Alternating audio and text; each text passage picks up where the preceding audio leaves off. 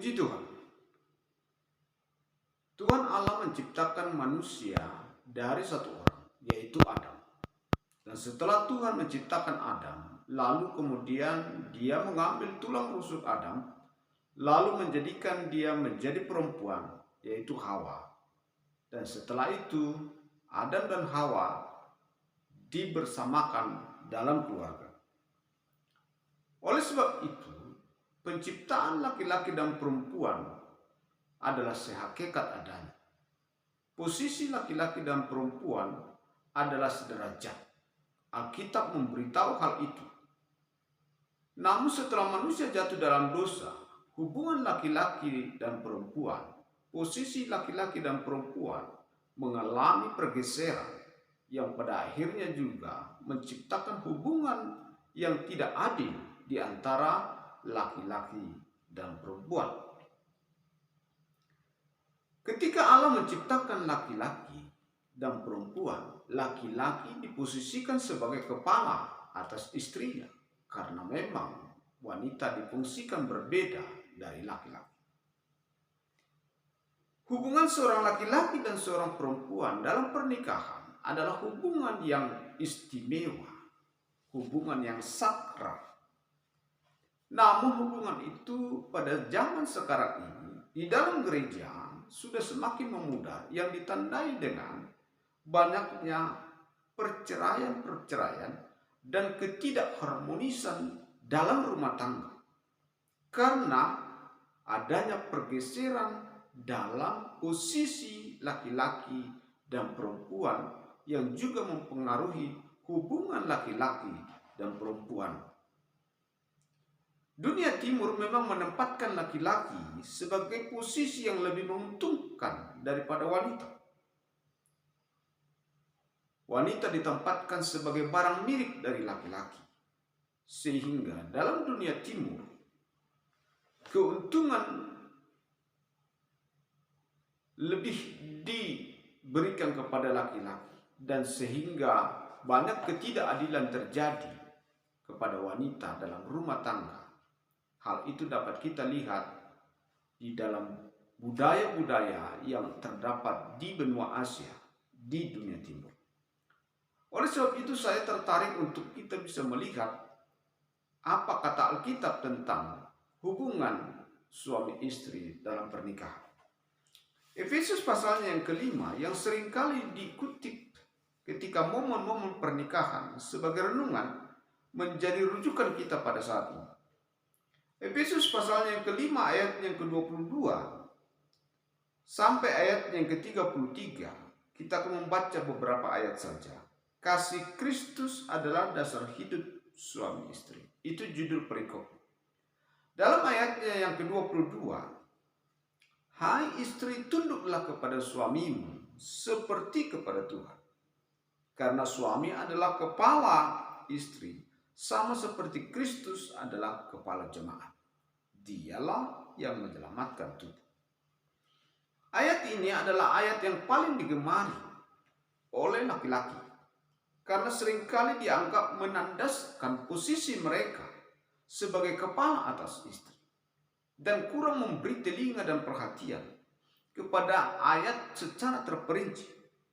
Karena dikatakan, hai istri, tunduklah kepada suamimu seperti kepada Tuhan. Ya, ketundukan yang mutlak seorang istri kepada suami. Ayat ini adalah ayat favorit bagi laki-laki dan ayat yang tidak diminati oleh wanita.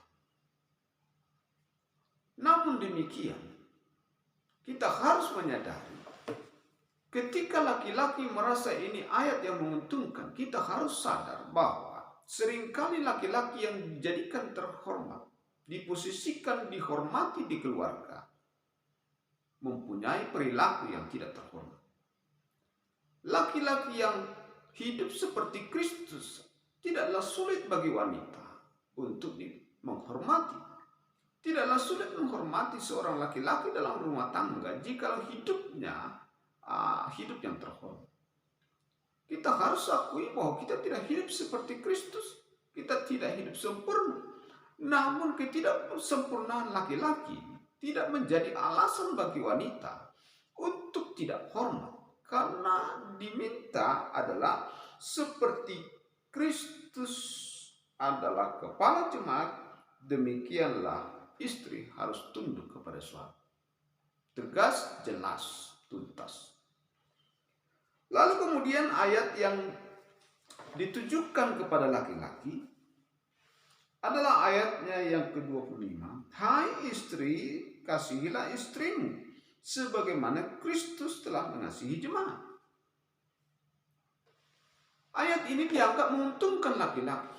Padahal sejujurnya, kalau kita mau juga membuka telinga dengan baik dan memperhatikan dengan baik, justru ayat ini, ayat-ayat yang ditujukan kepada laki-laki lebih berat tanggungannya daripada ayat yang ditujukan kepada wanita, kepada perempuan. Mengapa?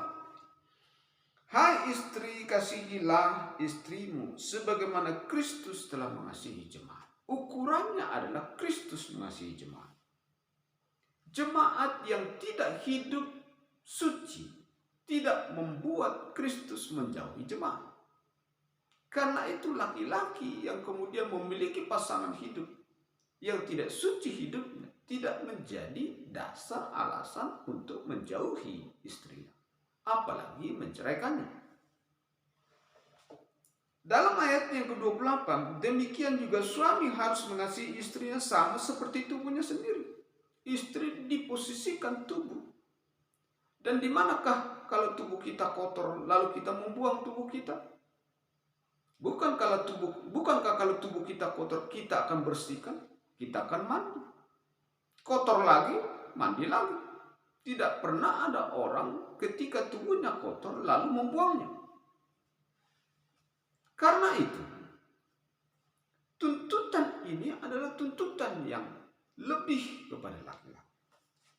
Di mana kita diminta untuk mengasihi pasangan seperti Kristus mengasihi jemaat. Seperti kita mengasihi tubuh kita, demikian kita mengasihi pasangan kita. Kalau tubuh kita kotor, tak ada orang yang membuang tubuhnya. Karena itu sudut pandang yang menganggap bahwa laki-laki lebih beruntung dengan ayat-ayat ini adalah suatu pandangan yang terlalu dangkal adanya. Menurut saya tuntutan kepada laki-laki lebih berat, tanggung jawabnya lebih berat. Dia diposisikan seperti Kristus. Karena itu, sama seperti Kristus mau mati kepada jemaat untuk membawa jemaat kepadanya. Jemaat yang berdosa ini ditebus dengan bayaran yang mahal. Dia yang membayarnya. Demikian laki-laki harus rela membayar mahal untuk keluarganya, bukan menceraikan.